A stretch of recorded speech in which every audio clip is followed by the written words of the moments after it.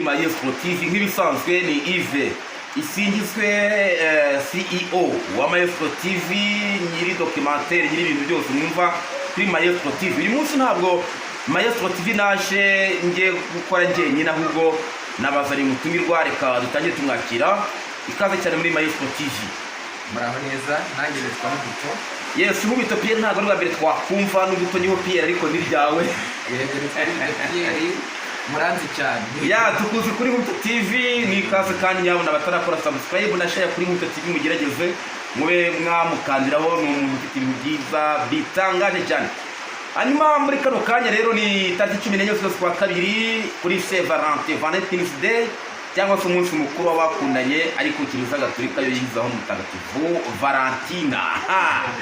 Hanyuma Saint Valentin reko tunasurize mu Valentina arabo tubiko Valentina drogiye mu vrema Saint Valentin viva. Bon, hanyuma kuri Mayo Sportif twaguhaye ikaze nk'ibisanzwe, ndagira ngo ubusanzwe Saint Valentin urayumva ntabwo umwana. Saint Valentin ni iki kuri hano? Saint Valentin ndayizi, ikindi n'umunyarwanda.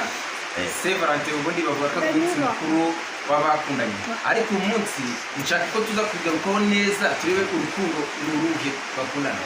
Abenshi usanga kuri umunsi cyane cyane urubyiruko ugasanga bakora ibyaha, ariko nshaka ko nsobanura neza nk'umuyobozi wa Mayo Sportif tuganire uze kumbwira. Ubaye umunyamakuru noneho mbaye utumirwa mbaye utumirwa. Uyu munsi ndatekereza urubyiruko kimwe cya kabiri cy'abatuye u Rwanda cyangwa se isi yose muri rusange, abantu bose bagira uyu munsi wa Valentine. Ndatekereza kimwe cya kabiri cyabo abenshi baraza kuba mu bishuko by'ubusambanyi. Ese ndabizi ntabwo nimenya nawe. Okay, tubwire none. Ahubwo so bavuga ko ari usaba mu bishuko by'ubusambanyi ushingiye ku buriya akenshi na kenshi njya nitegereza n'iminsi mikuru, aho ugasanga abantu bari kuvuga ngo bagiye kurasa umwaka, ariko ugasanga niwo mwanya wabonye gukora ibintu bibi. Ariko mwanjye nk'umukozi w'Imana nk'umukristo, uyu munsi ntabwo ari byo byakabaye wenda bigendeye. None najya ngumbwire wowe ubwawe muri iyi minsi mbona gute? None icya mbere mbona cyo ni uko ibyo uvuze atari byo. Njye ntabwo nemera yuko kimwe cya kabiri cy'abo bantu ari buze gusambana, kubera ko Valentine's Day ntabwo isobanuye gusambana. None se maestro, nk'igihe kinini cyane ubona abana b'abakobwa bakunda kubyara mu kwa 12 cyangwa se mu kwa 10 mu kwa kenda gutyo, handa kuko baba barazitwaye mu minsi mikuru ya Noheli na Bonane. None urabizi neza yuko biterwa muri Saint Valentin. Uyu munsi byanze bikunze, ahubwo reka tubwire abantu bijyanye n'urukundo rwiza rwo kugira ngo babashe no kwirinda. Oya, abantu baze muri comment batubwire Saint Valentin mu nta abantu benshi ngo basambana ngo gatwara n'amada. Ibyo ni Muguto TV ubyivugiye cyane kuri Mayo Sportif ntabwo mbyemera gutyo. Bo hari cyane nemera kuri Saint Valentin.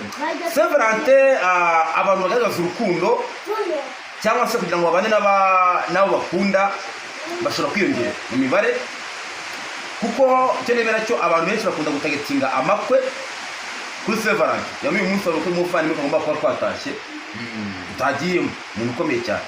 Yego nanjye turamusuhuje tumwifuza reka turamuvuga Valence kuri mama wa Gasabo. Valence nzaba niba Valence mugenzi wacu n'amakona.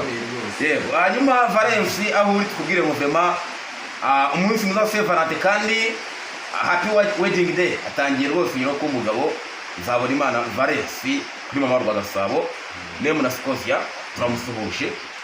Yego, hanyuma tuyarukira iwacu. Narivuze ni icyo nemera cyo nuko Saint Valentin abantu bashobora kuba bakora ibikorwa byinshi byerekeye urukundo, ariko ibikorwa byinshi byerekeye urukundo ntabwo ari gusambana. Cyo ndacyemera.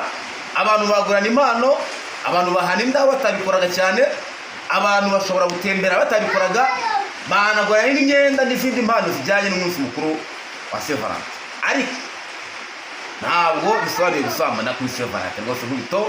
Icyo cyo abari muri comment baza kubitubwira nabo, njye ntabwo tucyemerekanye.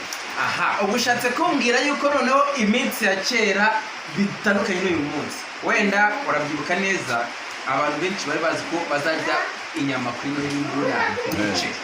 Ugasanga inka zahababariye kuri Noheli n'Ubunani, ugasanga bose babuze umuceri, abana bakabazi ko bazajya umuceri kuri Noheli. Ariko n'udafite amafaranga abanywa nzoga bose babaga bazi ko bari gukora amafaranga ku macupa kuri Noheli.